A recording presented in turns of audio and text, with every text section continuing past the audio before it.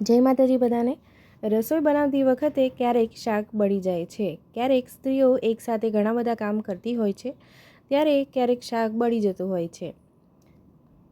તો ચપટી ભરીને આ વસ્તુ તેમાં નાખી દો, બળેલાની વાસ પણ નહીં આવે ને ટેસ્ટી થઈ જશે આપણું શાક।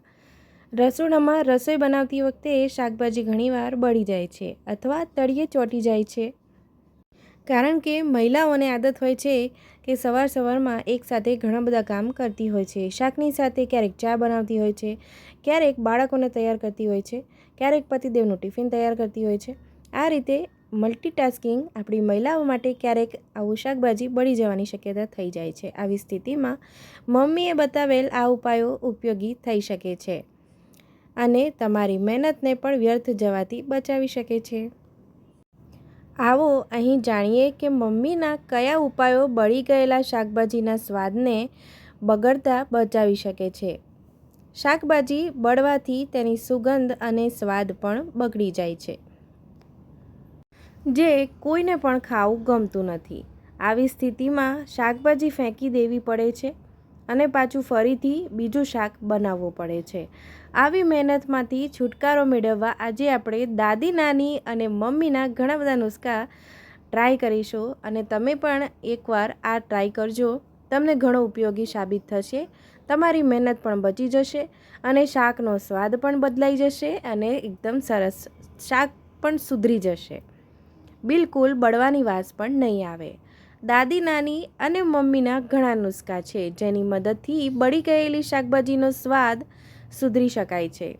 બસ યોગ્ય સમયે આ નુસ્ખાઓનો ઉપયોગ કરવાની જરૂર છે।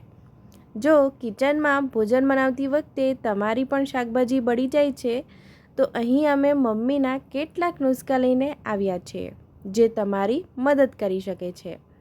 બળી ગયેલ શાકભાજી કેવી રીતે ઠીક કરવી? તો પહેલું છે દહીં અને હિંગ।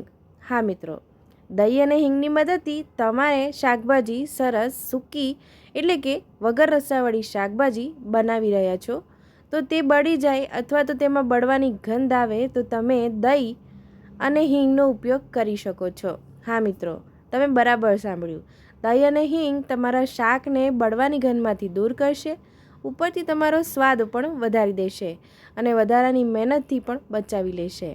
આ બંને વસ્તુઓ ગંધ દૂર કરવા અને સાથે સાથે સ્વાદ વધારવામાં પણ મદદ કરી શકે છે।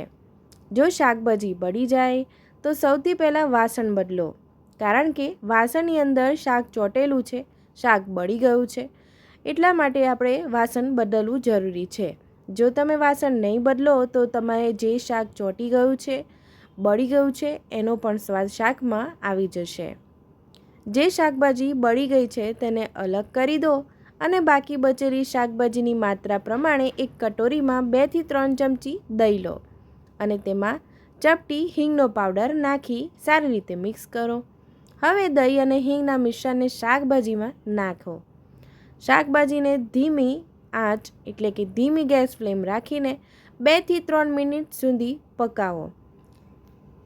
જ્યારે દહીંનું મિશ્રણ સંપૂર્ણપણે શાકભાજીમાં મિક્સ થઈ જાય ત્યારે તમે તેને સર્વ કરી શકો છો।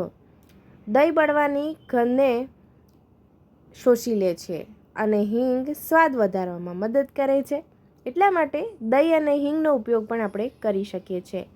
બીજું છે કે જ્યારે તમારું શાક બળી ગયું હોય તો તમે મલાઈ અને લીંબુનો રસનો ઉપયોગ પણ કરી શકો છો। જો તમારી શાકભાજી વધુ બળી ગઈ છે અને તેનો સ્વાદ પણ કડવો થઈ ગયો છે, જ્યારે શાક આપણું બળી જાય છે ત્યારે એનો શાકનો સ્વાદ કડવો થઈ જતો હોય છે, તો તમે મલાઈ અને લીંબુના રસનો પણ ઉપયોગ કરી શકો છો।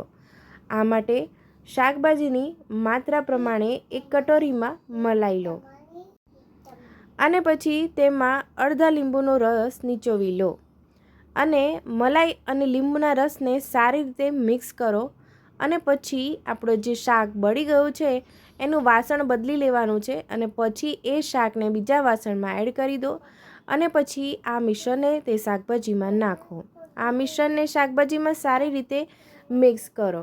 જો તમે તમારી શાકભાજીમાં ખાટો સ્વાદ પસંદ કરો છો તો તમે લીંબુનો રસ મલાઈ સાથે મિક્સ કરી શકો છો અને જો તમને હળવો મીઠો તમને સ્વાદ શાકભાજીમાં ગમતો હોય તો તમે એ પ્રમાણે લીંબુ ઉમેરી શકો છો, અથવા તો તમે ખાંડ અથવા સાકળ પીસીને પણ મલાઈ સાથે મિક્સ કરી શકો છો. તમે ગોળને પણ મલાઈની અંદર મિક્સ કરી શકો છો.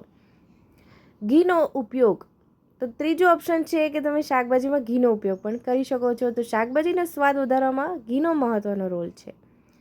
તેમાં કોઈ બે મત નથી. ઘી તો કોણે ન ભાવે, ઘી બધાને જ ભાવતું હોય છે. અને શાકભાજીમાં એનો ઉપયોગ કરી શકાય છે જ્યારે તમારું શાક બળી જાય છે. જો તમારું શાકભાજી બળી જાય છે તો તેને ઠીક કરવા માટે પણ ઘીની મદદ તમે લઈ શકો છો. આ માટે સૌથી પહેલાં શાકભાજીને આપણે બીજી કઢાઈમાં અથવા વાસણમાં કાઢી લો, જેથી એની જે બળવાનું જે શાકભાજી બળી ગયું છે એનો કડવો સ્વાદ આપણા શાકમાં ન આવે. હવે અડધો કપ પાણી લો અને તેમાં 1 થી 2 ચમચી ઘી નાખી મિક્સ કરો. આ મિશ્રણ તમે શાકભાજીની માત્રા પ્રમાણે પણ નક્કી કરી શકો છો. પછી ઘી અને પાણીના મિશ્રણને શાકભાજીમાં મિક્સ કરી દો. આનાથી તમારું શાકનું જે કડવાશ છે એ દૂર થઈ જશે અને ધીમા તાપ પર પાણી સુકાઈ જાય ત્યાં સુધી પકવવાનું છે, જેથી તમારો ઘીનો સ્વાદ પણ શાકમાં સરસ એવો આવી જાય. શાક બળેલો જે ગંધ આવે છે એમાંથી એ પણ નહીં આવે, કડવું પણ નહીં લાગે. ઉપરથી તમારા શાકભાજીનો સ્વાદ પણ ખૂબ જ વધી જશે.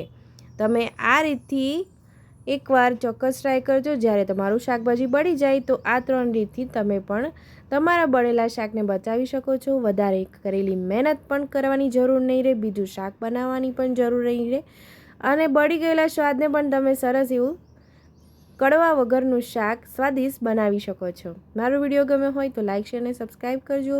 તમારા મિત્રો સુધી પણ આ માહિતી ચોક્કસ પહોંચાડજો. તમને મારો વિડીયો ગમ્યો હોય તો તમારા મિત્રો સુધી પણ પહોંચાડશો. મારો વિડીયો જોવા બદલ આભાર. આવજો.